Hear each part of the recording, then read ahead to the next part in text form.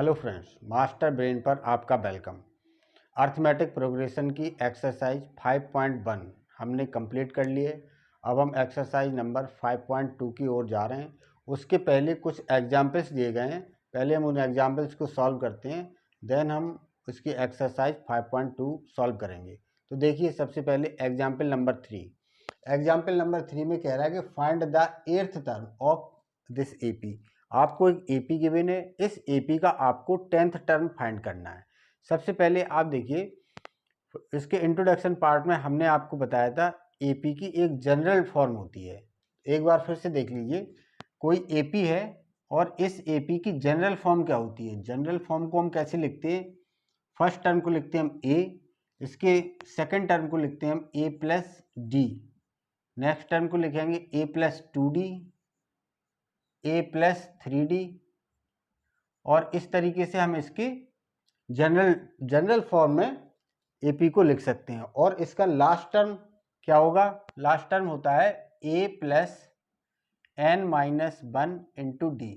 ये last term होता है, ठीक है।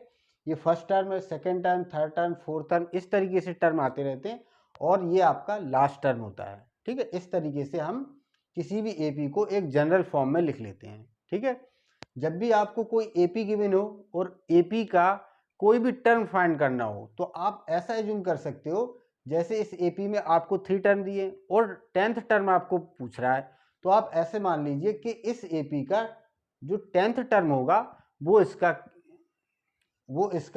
क्या होगा? लास्ट टर्म होगा। ये एपी एक 10th टर्म की एपी है, हमने ऐसे मान लिया। वैसे तो ये एपी सोन में चल रही है, पर इसका आपको 10th टर्म फाइंड करना है, तो आप ये मान लीजिए ये एपी का first, second, third, fourth, fifth, sixth, ऐसे करके आपको 10th टर्म मिलेगा और 10th टर्म ही इसका क्या है? लास्ट टर्म है, ठीक है।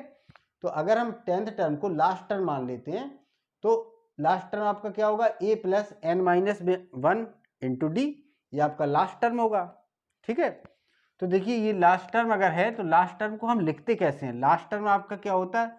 लास्ट टर्म को लिखते हैं ए एन से, ठीक है। अगर ये ए है, ये A1 है, ये A2, A3, A4, तो ये लास्ट टर्म क्या कहलाएगा? A N. इसी को बोलते हैं nth टर्म, ए एन या nth टर्म। लास्ट टर्म को लिखते हैं A N equal to A plus N minus 1 into D, ठीक है। अब इसमें आपको 10th टर्म पूछ रहा है, तो 10th टर्म का मतलब है ए एन की जगह क्या निकालना है आपको? A10 फाइंड करना है आपको, इसका 10th टर्म फाइंड करना है, ठीक है। देखिए, जैसे फर्स्ट टर्म को A1, सेकंड टर्म को A2, A3, A4 ऐसे लिख सकते हैं, तो 10th टर्म को क्या लिखोगे आप? AN को क्या लिखोगे? 10th टर्म को A10, ठीक है। A10 को ही हमने मान लिया कि इसका ये लास्ट टर्म भी है, ठीक है। तो अब ये AP है, AP में ये तो हम अभी तक पढ़ ही चुके हैं कि जो 2 है यही इसका फर्स्ट टर्म होगा। तो A की वैल्यू आपको गिवन है 2 प्लस n माइनस 1। देखिए, n माइनस 1, n कितना है? 10th टर्म है इस एपी में। जब हमने इसका 10th टर्म को इसका लास्ट टर्म मान लिया तो इस एपी में कितने टर्म हो जाएंगे? फिर 10 टर्म हो जाएंगे। तो n भी हमें मालूम है 10 है, माइनस 1 इंटू डी हम फाइंड कर लेंगे। देखिए, यहाँ से डी आप निकाल दीजिए कितना है। डी हम कैसे फाइंड करते हैं? A2 minus A1। A2 आपके पास है 7 और A1 आपके पास है 2। यहाँ से D आपका निकल के आ जाएगा 5, ठीक है। D की वैल्यू आप यहाँ रख दीजिए 5, ये 2 एज इट इज रख लीजिए। ये माइनस होगा 1 तो 9 होगा, और 9 5 जा कितना होता है? 45। 45 और 2 47, आपका A10 47 आ जाएगा। मतलब आपको जो इसका 10th टर्म निकालना था वो 10th टर्म आपका 47 आ जाएगा। ये आपका आंसर है। देखिए, एग्जाम्पल नंबर 4, इसमें कह रहा है विच टर्म ऑफ एपी। एक आपको एपी दी है, वो कह रहा है which term of this AP is minus 81। आपको बताना है कि इस एपी का 81 कौन सा टर्म है, ये बताना है। और इसमें क्या पूछा गया? Also is any term zero. क्या इस एपी का कोई टर्म जीरो भी है, ये भी बताना है आपको, ठीक है। 2 बातें आपको बताना है। फिर लिखा है give reason for this answer. इसका आप रीजन दीजिए, ठीक है। तो सबसे पहले हम फाइंड करेंगे कि क्या -81 इस AP का एक टर्म है। ठीक है, ये हमें बताना है भिस टर्म। देखो टर्म तो है लेकिन कौन सा टर्म है ये बताना है। तो आप ऐसा एज्यूम कर लो, जो आपके पास AP है, देखिए कैसे सॉल्यूशन करेंगे। AP क्या है आपके पास 21, 18, 15। देखिए डिक्रीजिंग ऑर्डर में, इसका मतलब आगे जाके जीरो भी मिलेगा या हो सकता है जीरो ना मिले, लेकिन माइनस की वैल्यू तो मिलेगी, ये तो ऑब्वियसली क्लियर है। तो हम ऐसा एज्यूम कर लेते हैं कि इस AP का 81 एक टर्म है। देखो माइनस में जाओगे तो इसका एक टर्म AP तो मिलेगा, कहाँ पे जाके मिलेगा ये नहीं पता, तो हमने लिख लिया -81, ये एक टर्म है। ये 21 से AP स्टार्ट हो रही है कंटिन्यू डिक्रीजिंग ऑर्डर में, और ये -81 तक जा रही है, ये एक आपकी AP हो गई।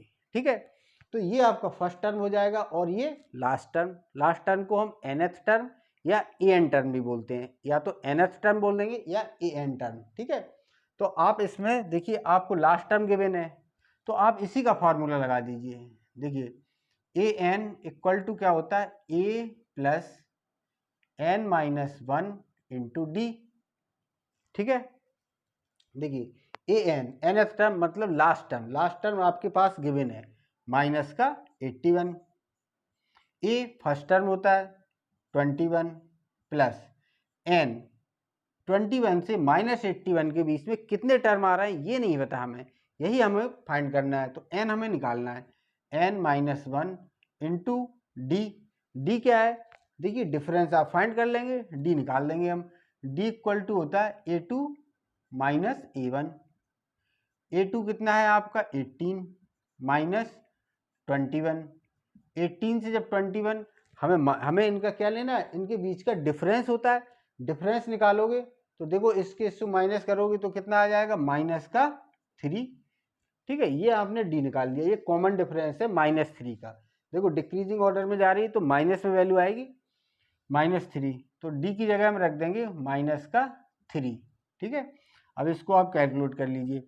21 इक्वल के राइट साइड है, लेफ्ट साइड लाओगे तो ये किसका हो जाएगा, माइनस का हो जाएगा। माइनस का 21 और माइनस का 81, इन दोनों को ऐड करोगे तो कितना हो जाएगा, माइनस का 102 इक्वल -3 को इसके साथ मल्टीप्लाई कीजिए तो ये आ जाएगा माइनस का 3n माइनस माइनस का +4 प्लस 3 बन जाए 3, माइनस का 3 आ जाएगा। ठीक है, इसके बाद इस 3 को इस तरफ लाइए आप, राइट साइड है लेफ्ट साइड, तो माइनस का 3 इधर, प्लस का 3 इधर, माइनस का 3 हो जाएगा। जब -3 इसके साथ ऐड होगा तो कितना हो जाएगा, माइनस का 105 इक्वल टू -3n। तो देखिए माइनस से माइनस एलिमिनेट हो जाएगा, 3 से 105 डिवाइड हो जाएगा कितने टाइम, ये देखो 3 3 जा 9 और 5 15, n आ जाएगा आपका 15। ये आपको पहला क्वेश्चन आपका यही था कि बताइए this term of this AP is -81।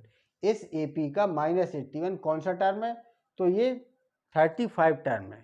ठीक है, इसके बाद इसमें आपको दूसरा आंसर क्या देना है, also is any term of zero. क्या इस AP में कोई टर्म जीरो भी है, अगर इसमें जीरो है तो वो आपको बतानी है। ठीक है, कि है या नहीं है। तो देखिए अगर इसका टर्म जीरो है तो आप ऐसे मान लीजिए कि आपकी AP माइनस में जा रही है, और कहीं ना कहीं इसका टर्म अगर जीरो है तो जीरो मिलेगा आपको। ठीक है, तो वो जीरो टर्म मिलेगा उसको आप लास्ट टर्म मान लीजिए। जैसे यहाँ पर अभी हमने सोचा था कि माइनस का 81 मिलेगा आपको, ये तो पक्का है, इसमें गिवन है, तो ये आपका nth टर्म है। अब आप जीरो को लास्ट टर्म मान लीजिए। अगर जीरो आपका लास्ट टर्म है तो फिर से आप इस फॉर्मूले में इस वैल्यू को रखोगे। देखो एक क्वेश्चन हो गया आपका, दूसरा क्वेश्चन करोगे, फिर हम लिखेंगे an equal to a plus n-1 into D. ठीक है, अब हमने जो nth टर्म है वो क्या मान लिया, जीरो। ठीक है, वो कह रहा है जीरो एक टर्म है, यदि जीरो है तो जीरो हमें मिलेगा, और जीरो को ही हमने मान लिया लास्ट टर्म। लास्ट टर्म मतलब an टर्म, ये an हो जाएगा हमारा जीरो, और फर्स्ट टर्म हमारा कितना है 21 प्लस n-1, n तो हमें फाइंड करना है। ठीक है, d आपके पास कितना है, माइनस का 3, ये हम फाइंड कर चुके हैं। देखिए 21 अगर आप लेफ्ट साइड में ट्रांसपोज करोगे तो ये हो जाएगा आपका माइनस का 21 इक्वल टू, इसको हमने मल्टीप्लाई किया तो माइनस का 3n माइनस माइनस प्लस का 3, ठीक है। 3 जब इधर आएगा तो ये हो जाएगा माइनस का 24 इक्वल टू 3n माइनस का है, तो देखो माइनस से माइनस एलिमिनेट हो जाएगा और 3 से 24 कितने टाइम डिवाइड हो जाएगा, 4 टाइम, तो यहाँ से आ जाएगा n इक्वल टू 8। तो जीरो हमारा कौन सा टर्म है, जीरो हमारा 8th टर्म है। ये कह रहा है also is any term of zero, हाँ जीरो इसका एक टर्म है, ठीक है। ये हमारा सॉल्यूशन है। देखिए जब तक आप इसका नेक्स्ट एग्जाम्पल सॉल्व कीजिए, एग्जाम्पल नंबर 5। इसमें कह रहा है determine the AP whose third term is 5 and seven term is 9, ठीक है। डिटरमाइन द एपी, देखिए इसमें आपको एपी फाइंड करना। देखिए ऐसे क्वेश्चन को आप एक बार पढ़ लीजिए, अच्छे से दिमाग में बिठा लीजिए। अगर इस टाइप का क्वेश्चन आ रहा है इस फॉर्मेट का, ये एक फॉर्मेट है, फिक्स है। देखिए इसमें आपको क्या करना है, एपी फाइंड करना। जब भी आपको एपी फाइंड करना होगी आपके दिमाग में सिर्फ दो ही बातें चलना चाहिए कि आपको दो वैल्यूज पता होनी चाहिए। नंबर एक आपको फर्स्ट टर्म मालूम होना चाहिए, नंबर 2 आपको मालूम होना चाहिए कॉमन डिफरेंस, ठीक है। सिर्फ दो चीज़ें आपको रिक्वायरमेंट है, कॉमन डिफरेंस की और फर्स्ट टर्म की। तो आपको क्या निकालना है, कॉमन डिफरेंस और फर्स्ट टर्म। अगर ये दो वैल्यूज आपको मिल जाएंगी आप एपी बना सकते हैं। तो देखिए सबसे पहले आपको, अब देखिए डेटा आपको गिवन क्या है, आपको थर्ड टर्म गिवन है और आपको सेवन टर्म। तो पहले आप थर्ड टर्म और सेवन टर्म का जनरल फॉर्म लिखिए। देखिए थर्ड टर्म का अगर हम जनरल फॉर्म लिखेंगे, थर्ड टर्म मतलब ए3 का जनरल टर्म क्या होगा, a प्लस 2d, ठीक है, a प्लस 2d। और फिर क्या है आपके पास सेवेंथ टर्म, तो सेवेंथ टर्म का जनरल फॉर्म मतलब a7 का जनरल टर्म होगा a प्लस 6d, ठीक है। जनरल टर्म लिख लिया। अब इसमें से आपको गिवन क्या है, third term is 5, third term की वैल्यू आपके पास है, थर्ड टर्म की वैल्यू रख दीजिए यहाँ 5 equal to a plus 2d। और सेवेंथ टर्म की वैल्यू भी गिवन है आपके पास 9, यहाँ पर हम 9 पुट कर देंगे, 9 equal to a plus 6d, ठीक है। बस इतना ही सा डेटा हमारे पास है, इसी से हमें काम चलाना है। तो देखिए आपके पास ये एक इक्वेशन है और ये एक इक्वेशन है, ठीक है। आप इन दोनों इक्वेशन को सॉल्व कीजिए, इसको नाम दे दीजिए 1 और इसको 2, ठीक है। अब 1 और 2 को आप कैलकुलेट कर लिए, लिखिए फ्रॉम इक्वेशन 1 एंड 2, 1 और 2 से। पहले आपने 1 को लिखा 5 equal to a plus 2d, second equation है आपकी 9 equal to a plus 6d, ठीक है। इनको आप सब्सट्रैक्ट कर दीजिए, इससे आप सब्सट्रैक्ट करोगे तो देखिए सब्सट्रैक्ट करेंगे तो इसके जो भी साइन है वो अपोजिट हो जाएंगे, प्लस का माइनस, प्लस का माइनस और प्लस का माइनस। यहाँ से a और a मिलके क्या बना देंगे, जीरो, ठीक है। ये पॉजिटिव है, ये नेगेटिव है, ये जीरो हो जाएगा। यहाँ से क्या आएगा आपका माइनस का 4 इक्वल टू, यहाँ से आएगा आपका माइनस का 4d, ठीक है। 4 से 4 एलिमिनेट हो जाएगा, माइनस से माइनस, तो d आपका क्या मिला, d इक्वल टू आ गया आपका 1, d आपने फाइंड कर लिया। अब आपको a और चाहिए, और a और d मिल जाएगा तो हम AP बना सकते हैं। देखिए अब इस d की वैल्यू चाहे तो आप इक्वेशन 1 में रख दीजिए, चाहे इक्वेशन 2 में रख दीजिए। यहाँ से यहाँ देखिए दो ही वेरिएबल है, एक वेरिएबल की जब आप वैल्यू रख दोगे तो दूसरा फाइंड कर सकते हो। a की वैल्यू हमने फर्स्ट इक्वेशन में रख दी, तो आप लिखेंगे put the value of d in equation 1, equation 1 में रख दीजिए आप इसको। तो क्या होगा, ये 5 equal to a plus 2 into D, 2 into 1, D क्या है 1, 2 इंटू 1। तो यहाँ से a क्या आ जाएगा आपका, a प्लस 2 है, 2 इधर आएगा तो ये माइनस का हो जाएगा, तो a इक्वल टू आ गया आपके पास 3।